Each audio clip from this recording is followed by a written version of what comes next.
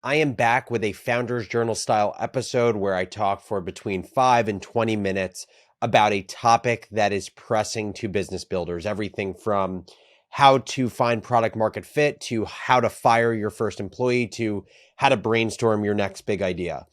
Before we get into the episode, I would love for you to shoot me an email. Very simple task. At minimum, just say hi, HI, 2 letters. And at maximum, tell me a topic that I should cover in an upcoming Founders Journal. If I know the topic well, I'll cover it. If I don't, I will have an expert do a celebrity shot style journal in the future. Here's the preamble to today's episode. I've been reading an unbelievable book on building businesses. It's potentially the best book I've ever read on like a tangible operating system for you have a business, you're at some stage of that business, and you're asking yourself, what do I do to run this business well? This book is, I think, the best book that answers that question. I think it should be required reading for any entrepreneur. It's called The Great CEO Within, and it's written by Matt Mochary, who is this world famous CEO coach for CEOs at companies like Coinbase, Opendoor, AngelList, Notion, Reddit, the list goes on. And Matt actually joined Jesse and I for an interview on The Crazy Ones, which I think you're going to love. But as I've been reading this book, basically as prep for that interview, I've come to the realization that there are probably 20 plus Founders Journal episodes hidden within this book. So this is the first episode of possibly many more related to lessons from Great CEO Within. And today I'm going to specifically be talking about how to pick the right co-founder. Let's hop into it.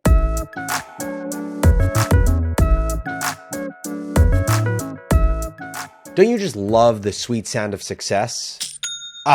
That's the sound of another sale on Shopify, a tiny business dream becoming a reality. Shopify is the commerce platform revolutionizing millions of businesses worldwide. Whether you're selling vintage concert posters or handmade Fabergé eggs, Shopify makes selling online and in person as simple as saying cha-ching. Packed with industry-leading tools, Shopify gives you complete control over your business and your brand without having to learn any new skills in design or code. And get this, Shopify covers tons of sales channels. You can even sell across TikTok, Facebook, and Instagram. New to selling? Shopify offers 24/7 help and an extensive business course library so you'll feel supported every step of the way. Now it's your turn to get serious about selling and try Shopify today. Sign up for a $1 per month trial period at shopify.com/crazyones, all lowercase. That's shopify.com/crazyones.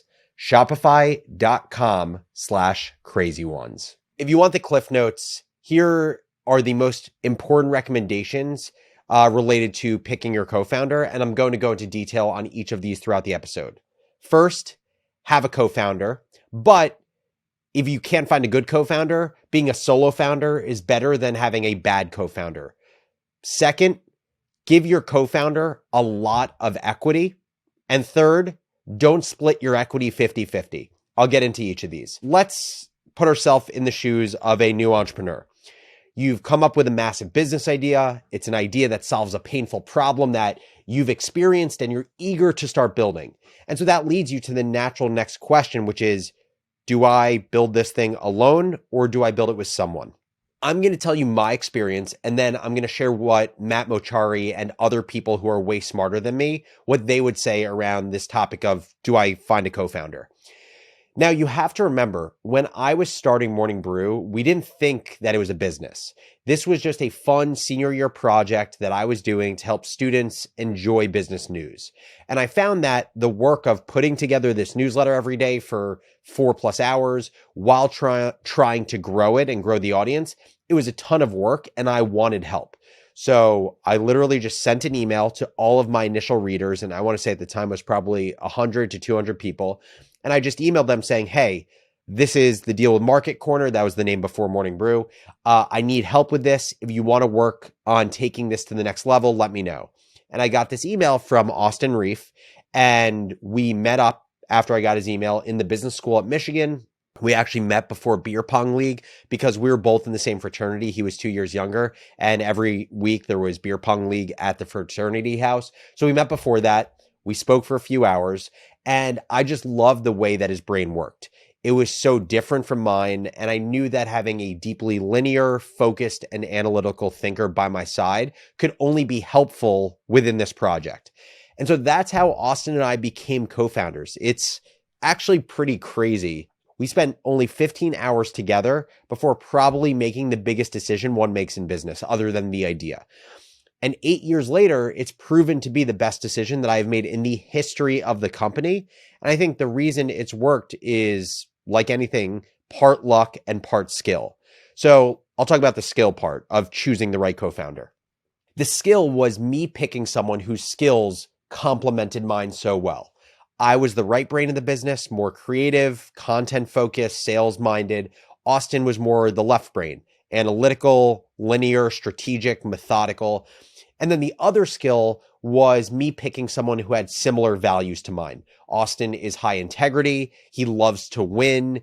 And he also shared the vision for the business of making business news and business information actually enjoyable for our generation. But then there was a whole lot of luck. The luck was, first of all, the timing, and also things I didn't know about Austin because we didn't spend that much time diligencing each other that ended up being huge advantages. So let's talk about the timing piece. The fact that we started our business in college was massively lucky. It gave us a year head start to build a business without worrying about needing to make money to live. So that was both a timing thing that was luck and also just the privilege of our parents paying for college for us. I don't know if we started Morning Brew after I had graduated, if it would be around today, because it took us basically 2.5 years to actually start making any money on the business. If I was in my first role at Morgan Stanley and you told me the business idea that I was starting at that point in time would take another 2.5 years to make money, I don't know if I would sign up for that. The other lucky part was the stuff that I didn't know about Austin because I didn't really spend time getting to know him as a partner before saying, you're my partner. A few things come to mind. First, Austin has an obsessive brain. He is and has always been thinking about our business constantly. And so whereas I have a tendency to be more reactive, a little bit more laissez-faire, maybe a little lazier, Austin was the bomb-sniffing dog of business, always proactively finding problems before they became true problems. And then the other thing I didn't realize until much later was Austin's lifelong desire to be an entrepreneur and build businesses. Both of his parents are small business owners, and it was his aspiration long before I knew him to follow in their footsteps and build some type of business. And I don't think he knew what type of business he wanted to build. Now that you have my view of what it was like for me to bring on a co-founder and what I did well versus what was luck, I want to share Matt Mochari's view of co-founders. But I also want to mention one other crazy lucky thing that happened to Austin and I around the process of finding co-founders. So after I brought Austin on to be my partner in my first semester of senior year at Michigan and Market Corner had a few hundred subscribers, there were two other guys that I knew in the business school, and actually one of them was in my fraternity as well. And they had expressed interest in being co-founders. And so we spent some time together, and those two other people also became co-founders in Morning Brew. So there were 4 co-founders actually in the beginning. And after a few months working together, one of them realized they weren't nearly interested enough in what we were building, and the other wanted to focus on his internship in finance, so they amicably separated from the business. If those two people were still part of Morning Brew, I don't think Morning Brew would have succeeded. And it has nothing to do with these two individuals specifically, but I think the complexity created by having every major decision in a business made by 4 people rather than 2, as well as the lack of complementary skill sets, like they were very similar to Austin and I think it would have inevitably taken the business down. You know, crypto conversations are too often about who's up and who's down and all of the drama on Twitter. But most conversations about crypto miss how it's going to change everything, which is why I recommend listening to the brand new podcast Validated from the Solana Foundation. Each week on Validated, host Austin Federa pushes aside hype cycles and financial advice to bring you conversations about the biggest ideas shaping the internet. Look, when it comes to blockchain, the thing people talk about most, the price, is actually the least interesting part. Which is why Validated stands out, because it explores the philosophical and technological questions about cryptocurrency, NFTs, DeFi, and beyond, all while sharing stellar perspectives from some of the world's leading Web3 journalists, analysts, and experts. So whether you're a technology enthusiast just beginning your crypto journey or already active in Web3, don't miss out. Follow Validated on Apple Podcasts, Spotify, or wherever you get your podcasts, and let them know I sent you. So that's how I did the co-founder thing. But what does Matt Mochary say? First, he says, get a co-founder. Second, he says, don't split equity 50-50. And third, he says, your goal is finding someone that gets you to product market fit. And that's all you should really care about in the beginning. So why should you find a co-founder? It's pretty simple. Solo founders have a high rate of burnout. The emotional burden is just really, really punishing to take on yourself. Here's how I visualize it. When there was bad shit happening within Morning Brew, whether it be an advertiser saying no to a $250,000 deal, or Russians hacking our website, or our first employee ever quitting, the emotional weight of those experiences was very, very heavy. And by having a co-founder, rather than me trying to hold up this 300-pound proverbial emotional weight on my back on my own, imagine that someone is with me kind of holding up this huge rock that weighs 300 pounds above our head. So I only need to support 150 pounds of it, and he can support 150 pounds of it. It's hard to put a value on the sharing of emotional burden in early stage startups, but I think the value is massive. Now, Sam Altman, who's the founder of OpenAI, and he's the ex-CEO of Y Combinator, he said this about his view on co-founders. We really prefer at least two founders, but it's not a deal breaker. We funded Drew Houston of Dropbox as a solo founder, but he got a co-founder before the batch started. A bad co-founder is far, far worse than no co-founder. And I'd spend maybe 20% of your time looking for a co-founder and then the rest on your business. But don't force a co-founder if you don't have a good organic option. The more progress you make on the business, the easier it will be to get a great co-founder. So that's what Sam said. So basically, he's saying, spend a good amount of time on finding a co-founder, but if you find a bad co-founder, don't partner with a bad co-founder, do it on your own, build the business, and success in the business will attract other co-founders. But the best case scenario is to have a great co-founder. And then Gary Tan, who's now the CEO of Y Combinator, he said, of the top 100 YC funded companies, only 4 were solo founders, and those founders were able to create their own MVP on their own. While bad co-founders are still worse than no co-founders, great co-founders significantly increase your chance of success. So to boil Sam and Gary and Matt's view on co-founder, no co-founder, multiple co-founders into kind of one thesis, it's most likely to be successful is having one good co-founder. After that is being a solo founder, and after that is having a bad co-founder. Now, let's say you've made your co-founder decision, then how do you think about equity?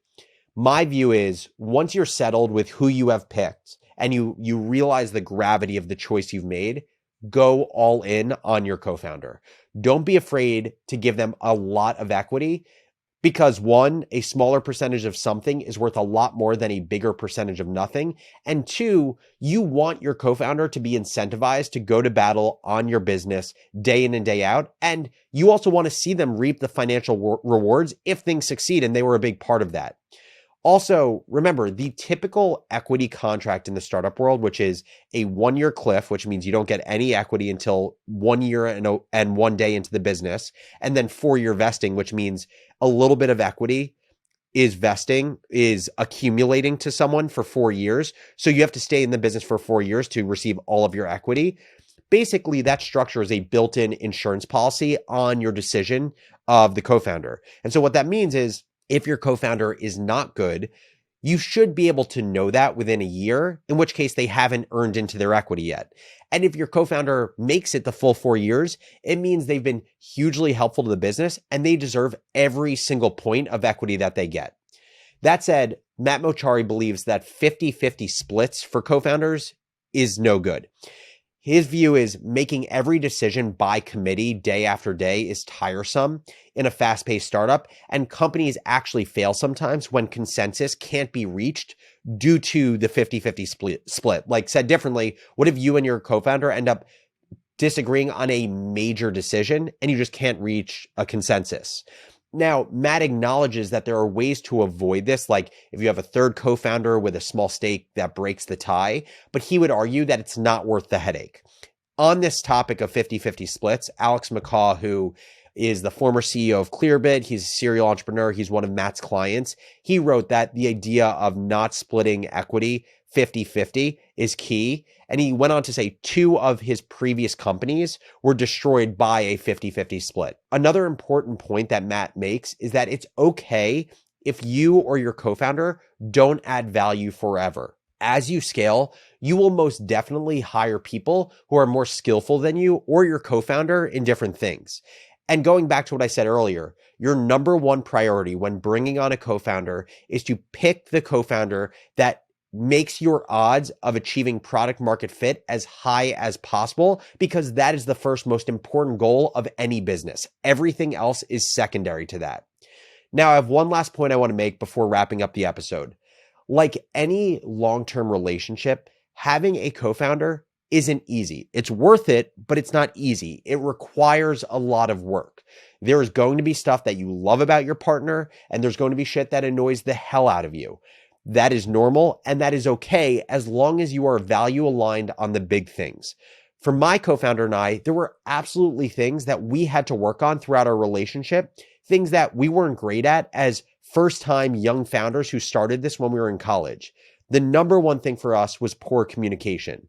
This is going to sound crazy, but over the course of Morning Brew, Austin and I never once had a one-on-one where we expressed how the other was doing, what we needed more of, and what we were grateful for in the other.